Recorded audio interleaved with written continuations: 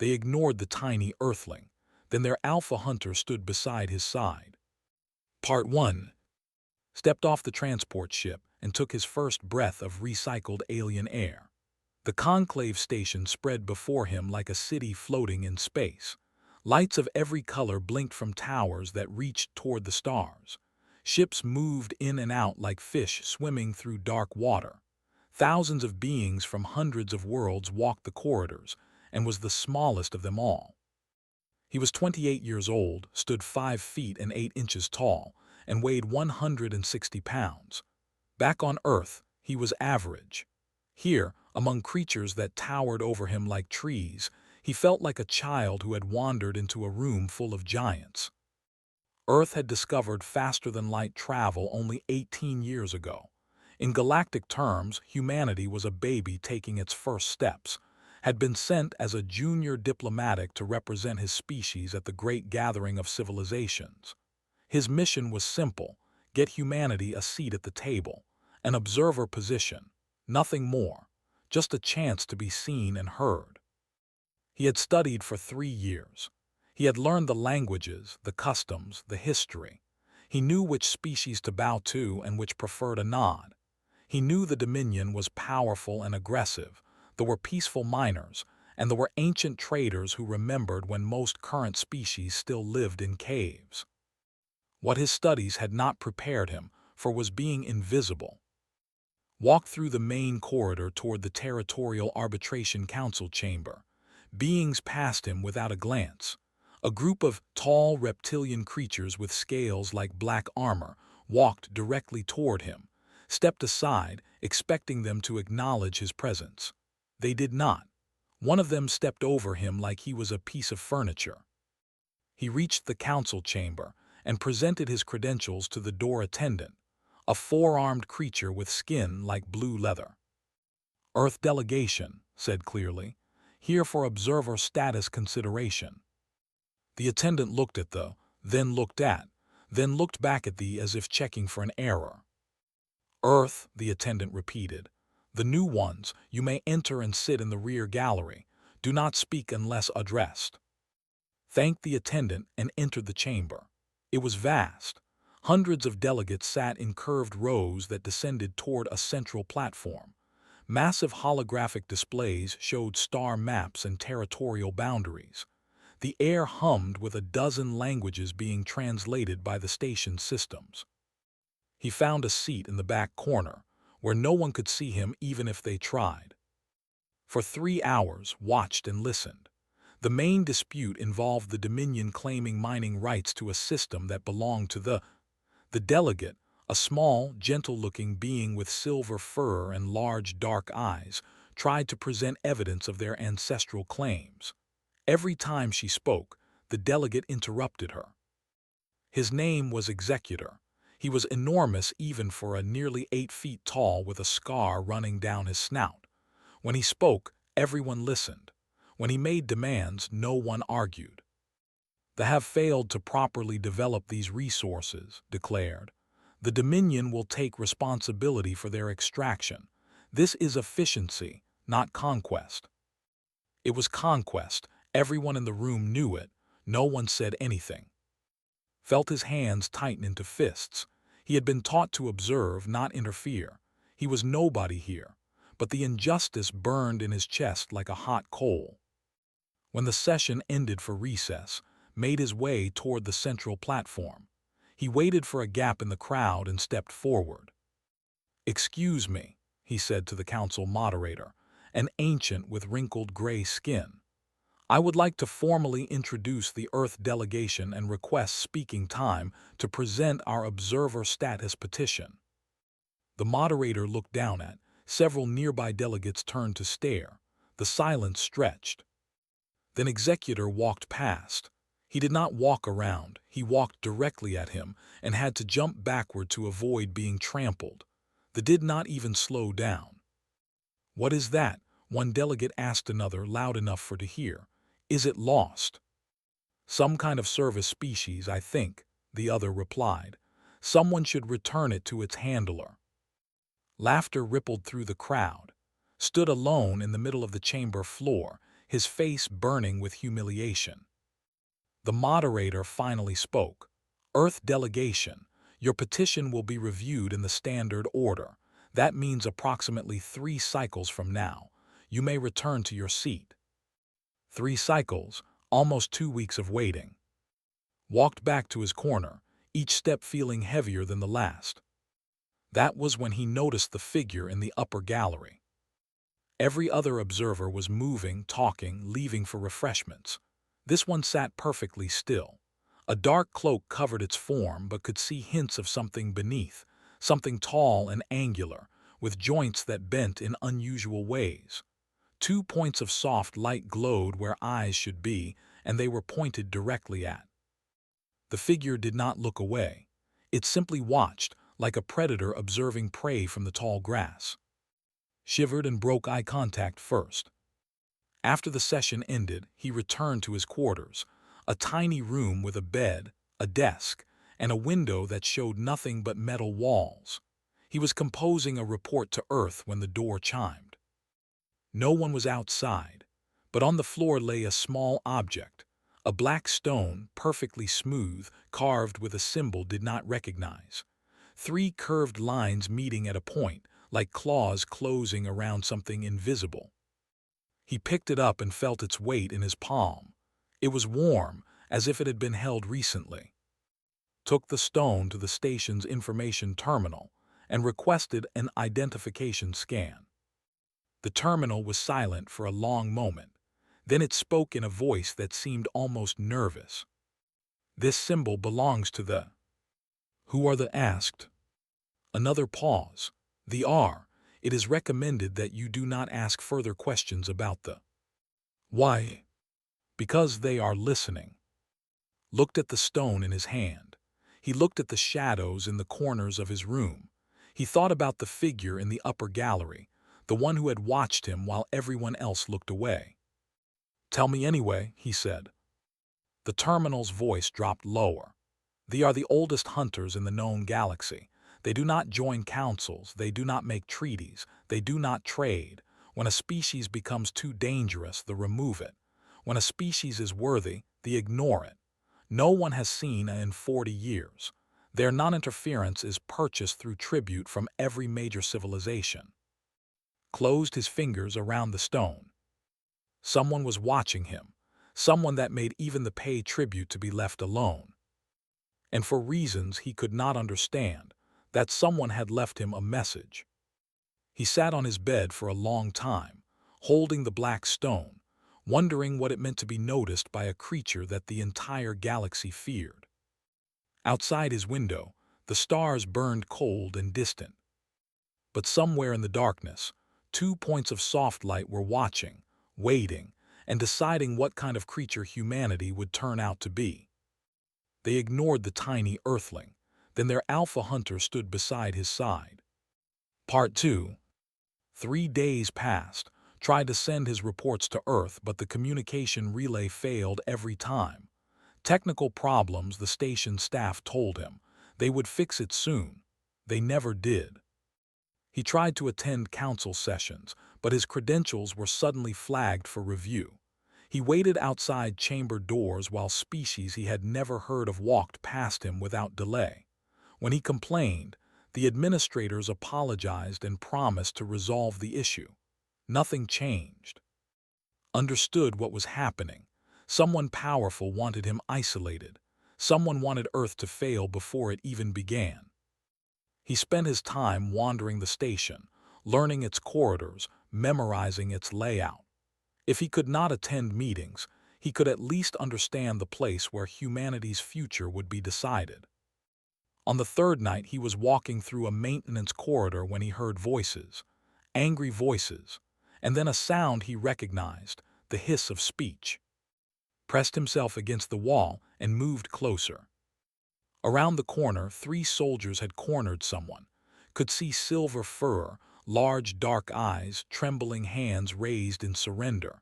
It was Senna, the delegate, the one who had tried to defend her people's mining rights against the Dominion. "You spoke against the executor," one of them growled. "You made him look weak in front of the council." I only presented evidence, Senna said. Her voice shook. I meant no disrespect. The executor wants you to understand something. The stepped closer. The will accept our terms or the will suffer, starting with you. Did not think, he did not plan, he simply acted. He stepped out from behind the corner and slammed his hand against the emergency panel on the wall. Alarms screamed. Fire suppression systems activated. Water and foam burst from the ceiling, drenching everything and everyone. They roared in surprise and spun around. Their scales dripped with foam. Their vision was blocked by the spray. Security alert, shouted as loudly as he could. Fire in Maintenance Corridor 7, all personnel evacuate. They had a choice. They could attack the small human and be caught on security recordings assaulting a diplomatic delegate, or they could leave and maintain their cover. They chose to leave. The largest one pointed a clawed finger at as they retreated. The executor will hear of this, human. You have made an enemy today. Then they were gone. Helped Senna to her feet. They was soaked and shaking but unharmed. Why did you do that? She asked. You gained nothing. You only made things worse for yourself. Shrugged, it was the right thing to do. Senna stared at him for a long moment. Then she reached out and touched his hand with her small, furred fingers. Thank you, she whispered. They will remember this. She hurried away before anyone else arrived. Returned to his quarters, knowing that tomorrow would bring consequences. He was not wrong. By morning, Executor had filed a formal complaint. He accused of disrupting station operations and interfering with Dominion affairs. He demanded that Earth's observer petition be permanently rejected. The council would vote in 2 days. Sat in his room, staring at the black stone on his desk, wondering if he had just destroyed humanity's chance at joining the galaxy. That night, someone knocked on his door. He opened it and found darkness. The corridor lights had dimmed, but in that darkness stood a figure, tall, cloaked, with 2 points of soft blue light where eyes should be. Of Earth, the figure said. Its voice was like wind through dead leaves, soft and cold. May I enter? Should have been afraid. He should have called for security. Instead, he stepped aside. Please. The figure entered. It was taller than had realized, nearly 7 feet, with limbs that seemed too long and joints that bent in angles that hurt to look at. When it moved, it made no sound at all. It lowered its hood. Had seen many alien species in his studies. He had prepared himself for strange appearances, but nothing had prepared him for a. The creature's face was something between a wolf and a mantis. A long snout filled with teeth that gleamed like polished steel.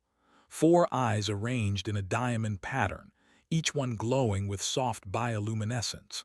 Antennae rose from its skull like horns, twitching slightly as they sampled the air. Its body was covered in short, dark fur over plates of natural armor. It was beautiful in the way a blade is beautiful. Every part of it was designed for one purpose, to hunt. I am, the creature said, alpha hunter of the. Realized he was holding his breath. He let it out slowly. Why are you here? To ask you a question. His eyes fixed on. In the corridor you helped you had nothing to gain, you had everything to lose. Why did you do it? Thought about the question. He could give a political answer, a strategic answer, something that made him sound clever. But looking into those glowing eyes, he knew that lies would be useless. Because it was the right thing to do, he said. Because she was alone, and everyone deserves someone willing to stand beside them. Was silent for a long moment. His antenna twitched.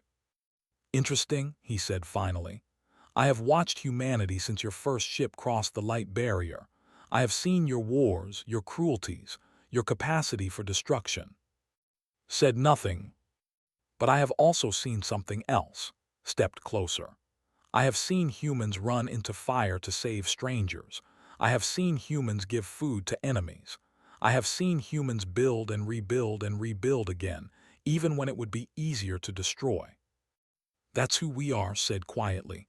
All of it, the good and the bad. Yes, his voice softened. Most species become kind when they become powerful. Humans are kind when they are weak. That is rare. That is why I am watching you. He moved toward the door, then paused. Be careful, do not forgive insults. They will come for you. When they do, remember what you told me. Everyone deserves someone willing to stand beside them. He pulled his hood up and stepped into the darkness. Wait called, will I see you again? The corridor was empty, had vanished like smoke. Closed his door and leaned against it, his heart pounding. His hands were shaking. He looked down and realized he was still holding the black stone. When he turned around, he saw something new on his pillow. A burned mark, black against the white fabric, the symbol of the Dominion. A death mark. They were not just angry, they wanted him dead. Sat on his bed and looked at the two symbols before him, the stone in his hand, the threat on his pillow. One species wanted to kill him. One species was watching to see what he would do. He put the stone in his pocket, threw the pillow in the disposal unit, and began to think. If he was going to die on the station, he would die standing up. And maybe, just maybe, he would not die alone. Somewhere in the shadows of the Conclave station, watched and waited. The hunt was just beginning. They ignored the tiny Earthling. Then their alpha hunter stood beside his side. Part 3. The summons arrived at dawn. Read the official document 3 times, hoping he had misunderstood the translation. He had not. Executor had invoked something called an honor tribunal. It was an ancient galactic custom, older than most civilizations in the Conclave. When words failed, warriors could settle disputes through combat. The winner gained honor and judgment in their favor. The loser gained nothing but defeat or death. The claimed that had dishonored Executor by interfering in Dominion business. They demanded satisfaction through blood. If refused, humanity's petition would be rejected permanently. If accepted, he would face a champion in single combat. He contacted Earth immediately. This time, the communication relay worked perfectly. The wanted Earth to see what happened next. The response came within hours. His superiors were clear: withdraw, accept the loss, return home. One junior diplomat was not worth an interstellar incident. Read their message and felt something cold settle in his stomach. They were right, of course. Strategically, logically, mathematically right. He was nobody. He was expendable. He should take the smart path and go home. He thought about Senna, trembling in that corridor. He thought about every species that had looked through him like he was not there. He thought about humanity, trying to find a place in a galaxy that did not want them. He sent his reply, I accept the challenge. The response was immediate, you are not authorized. Turned off the communication terminal. He spent the next day learning everything he could about honor tribunals. The rules were simple: 2 combatants, 1 arena, no weapons besides what was provided, a simple staff for each fighter. The battle ended when 1 combatant surrendered, was unable to continue, or died. The champion was named. He was a professional warrior who had fought in 18 honor tribunals. He had won all 18. 12 of his opponents had died. Was 8 feet tall and weighed over 400 pounds. His scales were from countless battles. His claws could cut through metal. Was 5 feet 8 inches tall and weighed 160 pounds. He had never been in a real fight in his life. He went to the station's combat training room anyway. It was empty at this hour, filled with simulation equipment and practice weapons. Picked up a staff and tried a few swings. It felt awkward in his hands. Your grip is wrong. Spun around. Stood in the doorway, his blue eyes glowing softly in the dim light. You hold it like a tool, continued. You should hold it like an extension of your arm. I don't know how to fight, admitted. I'm going to die in that arena. Walked closer. His movements were fluid, graceful, like water flowing over stones. Perhaps, he said, but you have chosen to stand anyway. That is worth something. Is it worth dying for? That depends on what you believe. Took the staff from his hands and demonstrated a grip. The do not fight to win. We fight to prove we belong. Every hunt is a test, not of strength, but of will. Do you deserve to be here? That is the question the universe asks. Your answer is written in your actions. Took the staff back and adjusted his grip. It felt better. I can't fight for you, said. The rules forbid it, but I can teach you how to hunt. Why? Asked. Why would you help me? His antenna twitched. Because you were right. Everyone deserves someone willing to stand beside them. I am choosing to stand beside you.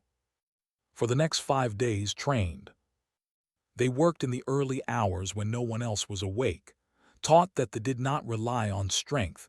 They relied on patience, observation, and precision. Strength was temporary. Cunning was forever. He taught to read body language across species. They shifted their weight before they attacked. Their eyes narrowed when they prepared for a killing strike. Their tails twitched when they were frustrated. Is a warrior, explained. He expects enemies to fight like warriors, head-on, strength against strength. He has never faced a hunter. What's the difference? A warrior wants to win. A hunter wants to survive. A warrior attacks. A hunter waits. A warrior sees an enemy. A hunter sees a pattern. Practiced until his muscles screamed. He learned to move efficiently, to conserve energy, to strike only when the moment was right. He learned to take a hit and keep standing. He learned to breathe through fear. On the 4th day, taught him something new. They have a weakness, said. Their scales protect their bodies, but their joints are vulnerable. Here, he touched his knee. Here, his elbow. And here, the base of his neck. 3 points. Strike all 3 in rapid sequence and even a will fall. I have to get close enough to do that. Yes, you will be hurt. You will bleed. But if you survive long enough to find the opening, you can win. Survive long enough, repeated. That's your strategy. That is the way. Every hunt ends the same, one moment of opportunity. The hunter who recognizes that moment wins.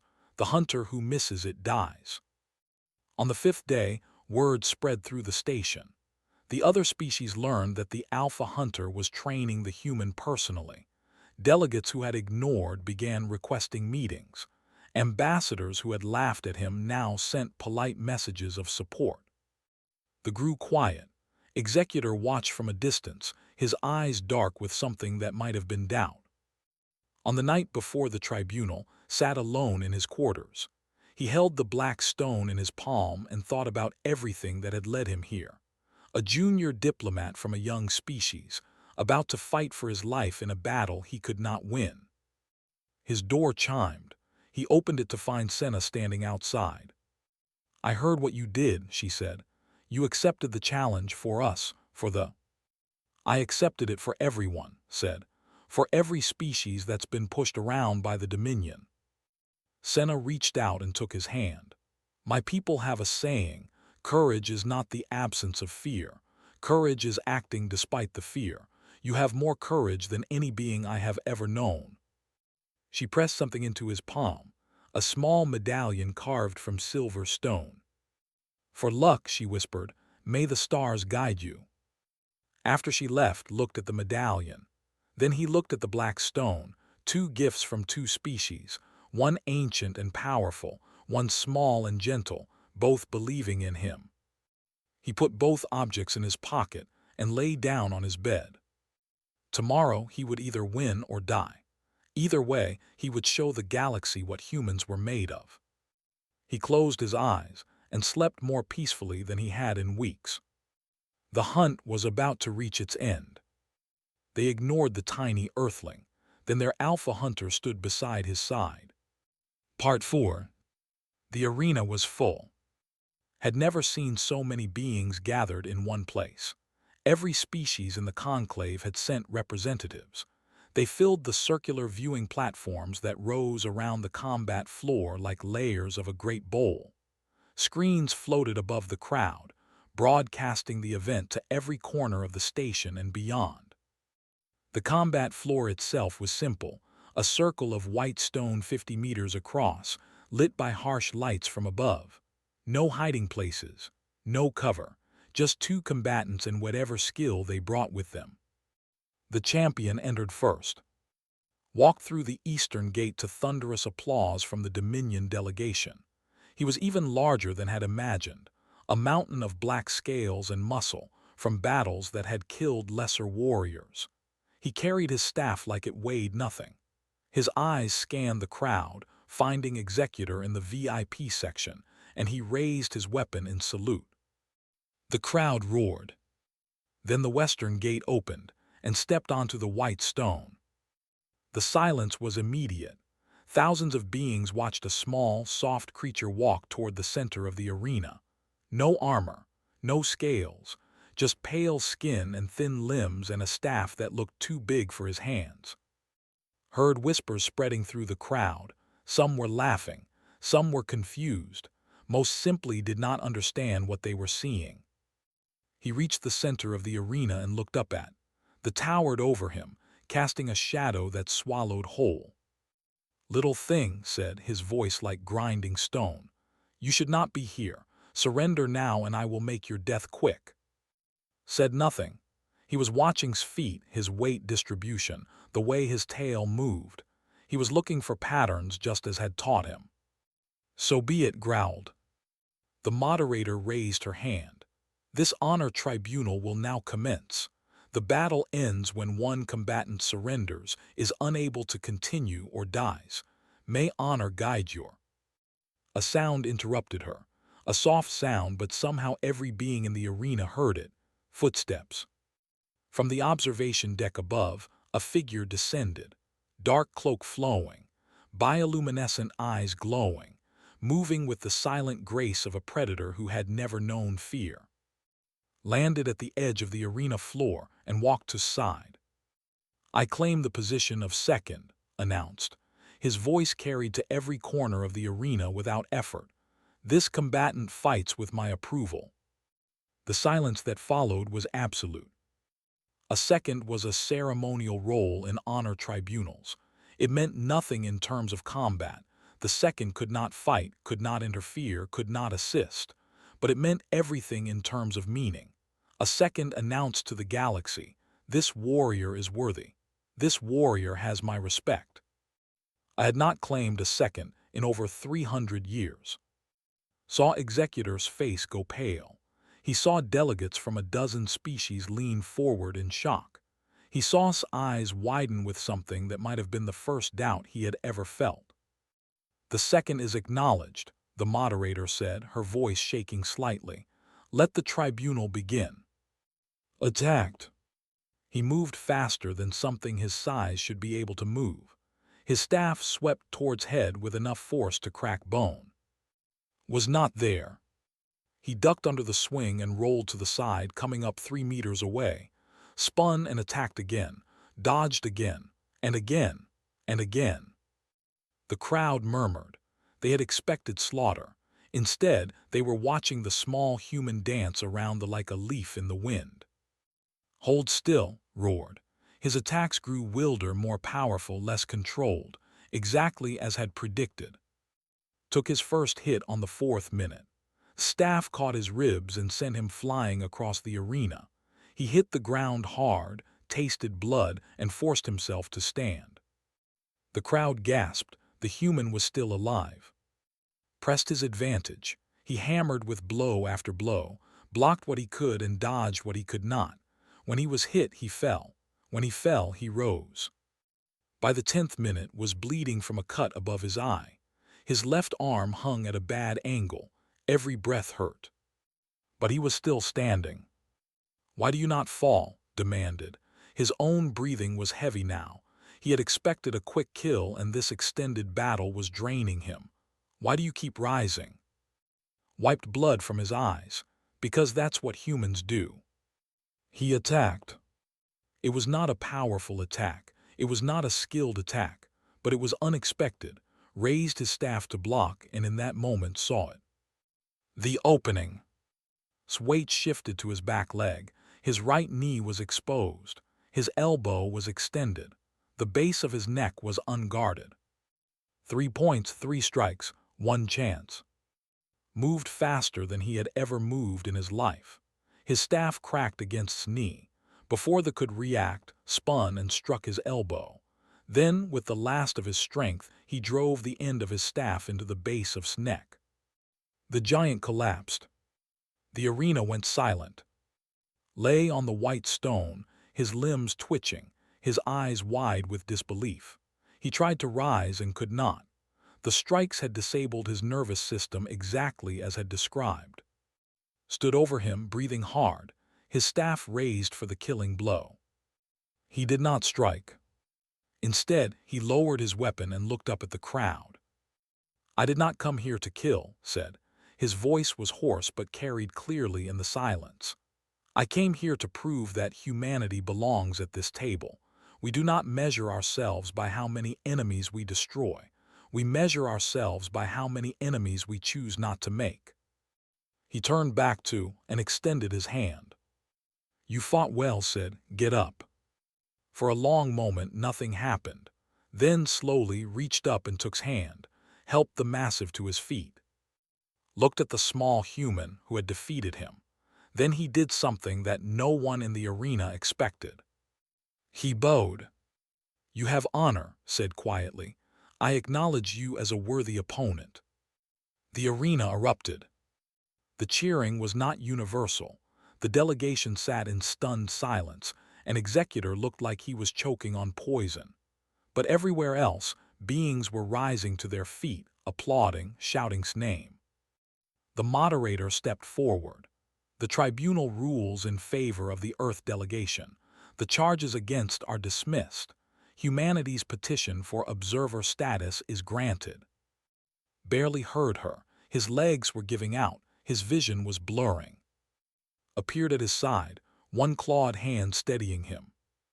"You did well," the Alpha Hunter said. "You proved you belong." "Did I manage to ask?" "You won a fight you could not win. You showed mercy when you had the right to kill. You turned an enemy into an ally." Eyes glowed softly. "Yes, you belong." Smiled through the blood on his face. Then he collapsed. When he woke up in the medical bay, his first visitor was Senna. His second was a message from Earth, congratulating him on securing observer status. His third visitor was, who sat beside his bed and watched him with those ancient, glowing eyes. "The will not forget this," said. "You humiliated them, showed the galaxy that their warriors can fall to a human. They will want revenge." "I know," said. "They will come for Earth. Perhaps not today, perhaps not tomorrow, but they will come." "I know," said again. Nodded slowly. "Then rest, heal, prepare." He stood and moved toward the door. "When the time comes, you will not face them alone." "Promise." The Alpha Hunter paused. His mandibles shifted in what had learned to recognize as a smile. "I promise," said.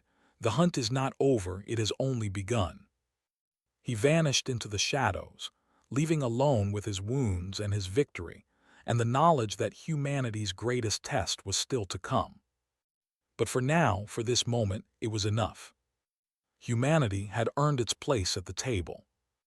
And they had done it not with strength or numbers or weapons, but with something far more rare. They had done it with heart. They ignored the tiny Earthling. Then their Alpha Hunter stood beside his side. Part 5. 6 months passed. Returned to Earth as a hero. The news feeds called him the champion of humanity, the man who stood against giants. Politicians wanted photos with him. Military leaders wanted his advice. Children drew pictures of him facing down, though with nothing but a wooden staff. He became humanity's primary liaison to the conclave, working from a new embassy in Geneva that handled all interstellar relations. His days were filled with meetings, negotiations, and the endless work of building bridges between humanity and the stars. But even as Earth celebrated, warning signs gathered like storm clouds. Warships had been spotted near human space. Intelligence reports suggested the Dominion was building a fleet unlike anything they had assembled before. Executor had been stripped of his position after the tribunal disaster, but his replacement was worse. A military commander named Overlord Varix, who believed the only way to restore honor was through blood. Varix wanted Earth. He wanted to burn every human city, enslave every survivor, and make an example that the galaxy would never forget. Earth's fleet was small, 23 ships against the hundreds the Dominion could bring to bear. The math was simple and terrible. If they attacked, humanity would fall. Called an emergency session at the conclave. He presented evidence of the coming invasion. He requested military assistance from the other species. The response was sympathetic and useless. "We regret that we cannot commit forces against the Dominion," the ambassador said carefully. "The risk is too great, the cost too high." "You helped us once," another delegate added. "We are grateful, but we cannot sacrifice our people for yours." One by one, the species that had cheered's victory retreated behind walls of words. They offered sympathy. They offered prayers. They did not offer ships. Returned to Earth knowing that humanity would face the alone. He was in his office, staring at star charts and trying to find hope where none existed, when the door opened without announcement. His security team would never allow that. Only one being moved with such silence. Said without turning around. The Alpha Hunter stepped into the light. He looked the same as always, ancient and dangerous and beautiful. "I heard about the Council's decision. They're afraid. I can't blame them." "Can you not?" Moved to stand beside him, studying the star charts. "Fear is understandable, but so is courage. They had the chance to show courage and they chose fear instead." Turned to look at his friend. In 6 months, their relationship had deepened beyond anything could have imagined. They spoke regularly through encrypted channels, had visited Earth twice, walking through forests and cities with the wonder of a being seeing something new after of emptiness. "Why are you here, truly?" The Alpha Hunter was quiet for a long moment. His antenna twitched in the way had learned meant deep thought. "They have rules," said finally. "We do not interfere in the affairs of other species. We do not fight their wars or solve their problems. For 10,000 years this has been our way." "I understand. But our rules have exceptions." Turned to face directly. "We do not fight for other species, but we protect our pack." Felt something shift in his chest. Pack. Among the pack is everything. Pack is family. Pack is tribe.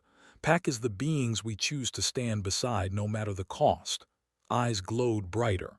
"I have chosen you. I have chosen humanity. You are my pack now." "What does that mean?" "It means that an attack on Earth is an attack on me, and an attack on me is an attack on all." His heart was pounding.